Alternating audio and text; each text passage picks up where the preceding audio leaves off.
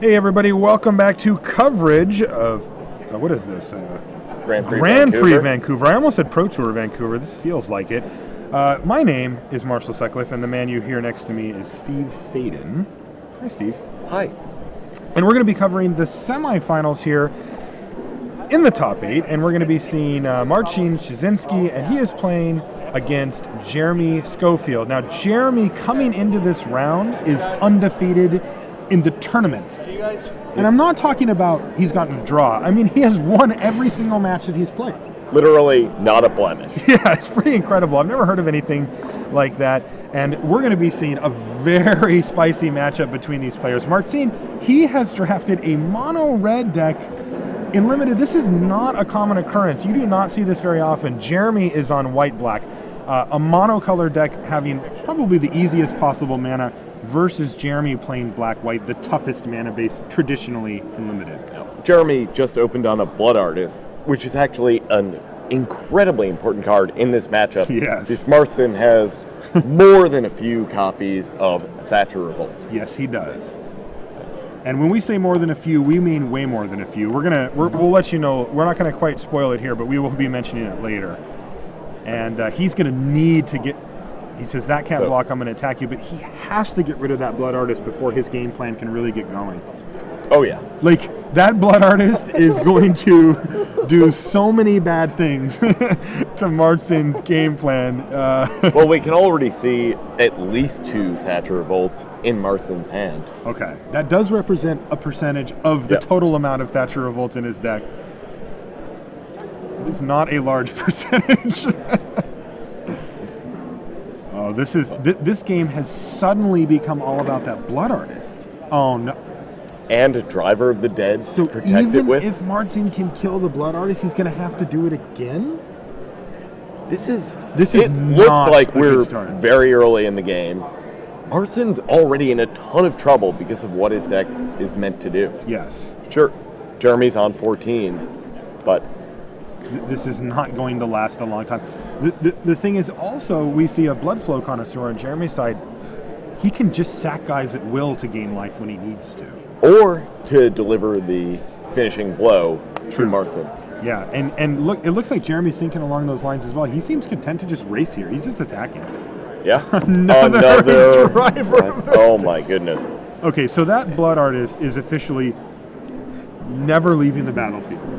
Nope. All right, we're going to attack with both.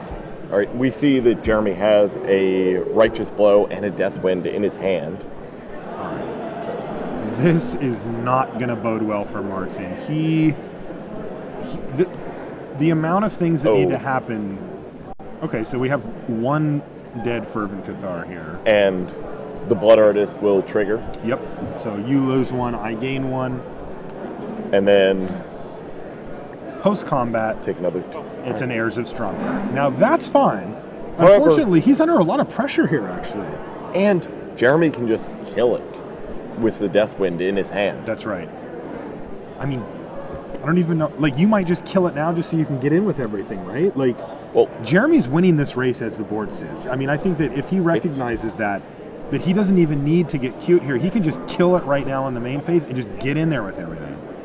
He would be hitting for 7 damage, unblocked. All right. Jeremy's just going to attack.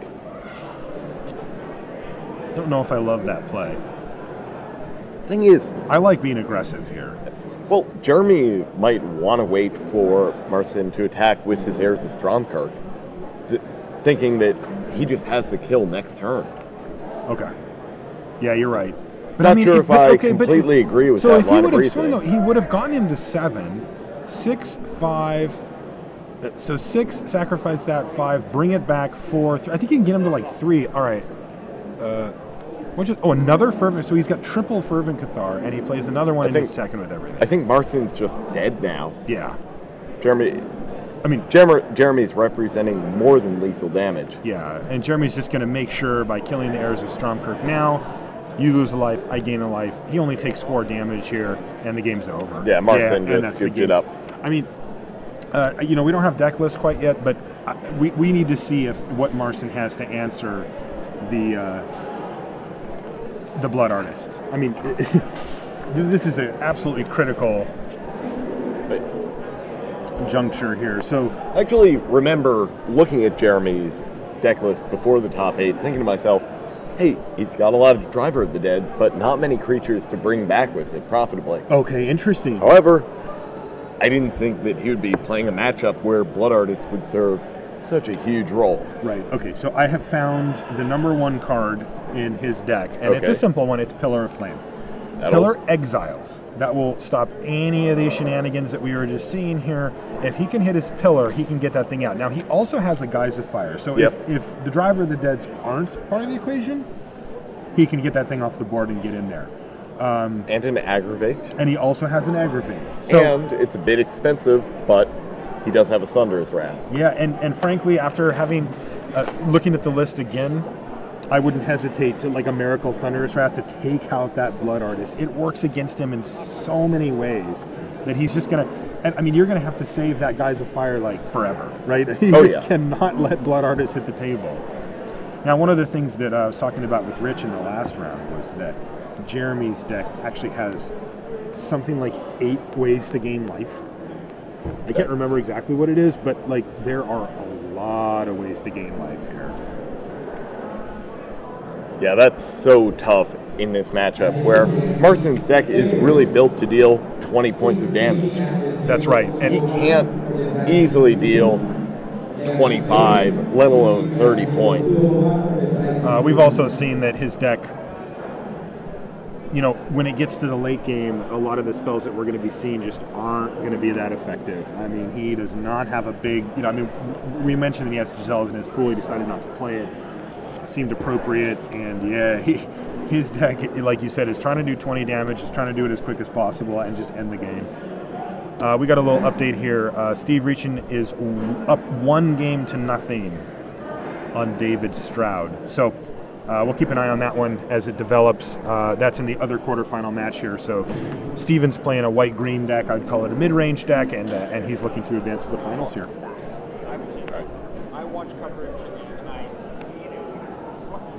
I mean, I really like Marcin's deck, but I have to say Jeremy's is pretty well suited to play against it. Yeah, this is not a pretty matchup for Marcin at all. No. I mean, even something like a Cathedral Sanctifiers, you know? Sure. It's just like, well, that's huge. That's a big swing. Single-handedly, I see a Blood Artist counters right. the Satchel Revolt. Yes, exactly.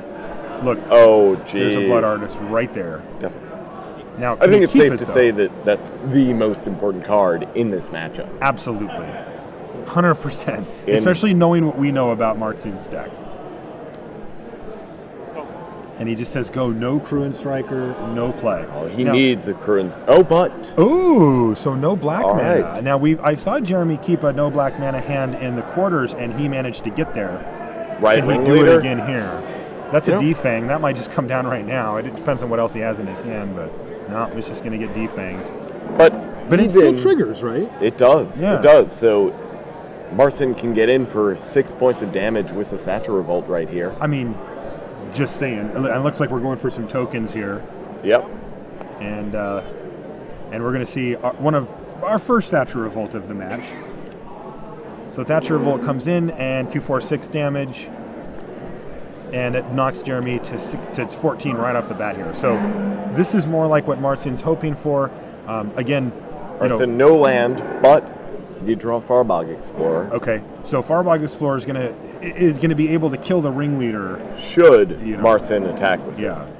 But right, a Fervent Cathar comes down. So and attacks he's for 3. still going to get some mileage out of his right ringleader. So goes down to 11, and this is a race against a swamp.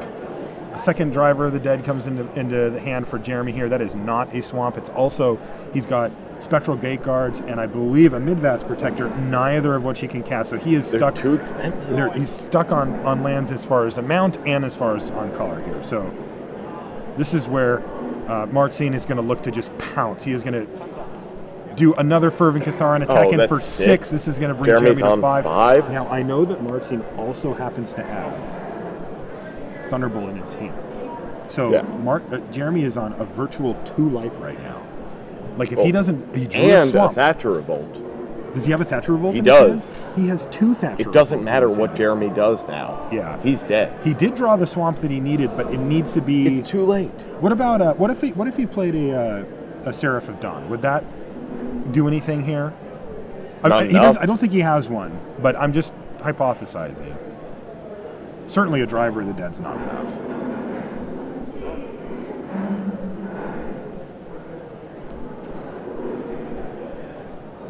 Actually, a Seraph of Dawn would get him another turn, most likely. It looks like it's just going to be a Driver of the Dead. He doesn't have that. Or a Mid-Vast Protector. Mid-Vast Protector, and this game is over. Yeah. So, of note, we see a Thatcher Revolt in the graveyard and 2 in his hand. Yep. So we know he has at least 3. I know he has more than that. Oh, yeah. And... like, this is Mark Rosewater's favorite deck of all time. It's not even close. And he just smashes everybody in there at once. And that is going to be lethal. So... look at him. He's pretty happy about that. How could you not be? I would be. Yeah. I would love that. Look at him. He's like, he said, I got more. Still had all these Thatcher Revolts. Look at that smile on his face. Yeah, he's a very proud man. The judge even likes that one. Yeah, you know, I got to talk a bit with Mark Rosewater while we were in Barcelona, and he loves Thatcher Revolt. It's his favorite card from this set. And when he drafts this set, he forces Thatcher Revolt decks. There is no card that fluctuates in value depending on what you have around it more than Thatcher Revolt. Yeah, seriously. In the right. All right, so we're 1-1 on the Steve Reekin versus David Stroud hand. Thank you, Rich. On some burn to the face. So common theme. Yeah, we have seen a little of that here. And I mean, honestly though, like what you were saying, really, really, really good when it's really good, and very marginal when it's not. Yeah, I think if Rich were in here, he would start telling some fable about something that's, when it's good, it's really, really good, and when it's bad, it's really, really bad. Yeah. That's awesome. No, in the right deck, Thatcher Revolt is just phenomenal. In the wrong deck, it's actively unplayable. Yeah. I would not touch it with a 10-foot pole. I'd play a 19th land over it. Now, do you think that Marcin's deck is the right deck for you? Not quite. There are definitely better Thatcher Revolt decks. Thing is, Marcin has a lot of different ways that he can win. Anytime his opponent stumbles, he's going to be able to take advantage of that because he doesn't have to worry about color problems. And that was played out in the last game. I mean, Jeremy kept a very sketchy hand. You know, he really needed to get there and hit a swamp in the first few turns. I mean, you're playing against some. I mean, I don't know if he knows that he's mono red. I guess he would assume it. I think by now he's for sure now. But when he kept the hand, I don't know if he for sure knew that.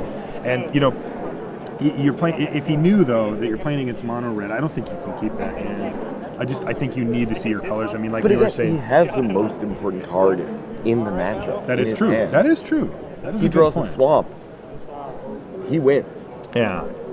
Okay, so Jeremy's going to look at his opener, and so far so good, except for he needs to see some lands here. He's only got 1 plains, 2 plains, and a swamp. So that's an easy keep. I saw a Butcher Ghoul and a Righteous Blow in his hand. So. Yeah, great curve. Yeah. These are going to do a lot of work. No Blood Artist, though. No Blood Artist. So those Thatcher Revolts are still very live. Very much so. So let's see if we can see a Cruin Striker here. Nothing. Just say go again. He has 2 in his deck. Yeah, Jeremy has a great curve this game. Yeah. Is this going to be a Moonlight Geist? Can't imagine him not playing it. Yeah, there it is. He's got another one in his hand, it looks like. Okay, now there's a Cruin Striker, the awkward turn 3 Cruin Striker. Looks like, is that an Aggravate peeking out of Marcin's hand? Ooh, I think it is. That can do a lot to get him caught up in a couple of turns. Yeah, especially because it looks like Jeremy's going to be looking to play a second Moonlight Geist here. So. Oh, definitely. Yeah. So we're going to see Jeremy pull ahead here, but we have a plan. For how long? There is a plan here. He's going to... Oh, so it wasn't. Maybe... Because you would never Geist of Fire if you were going to next turn just kill both of those anyway, right?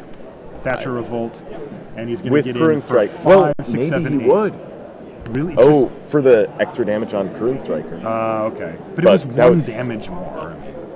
That righteous blow was That huge, Righteous Blow taking took out the Kruin 5 Striker. damage off the table. That was a huge swing for Jeremy.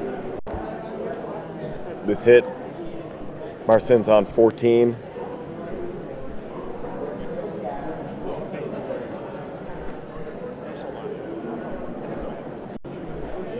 Marson's going to draw his card for the turn, and he drew a Thunderbolt.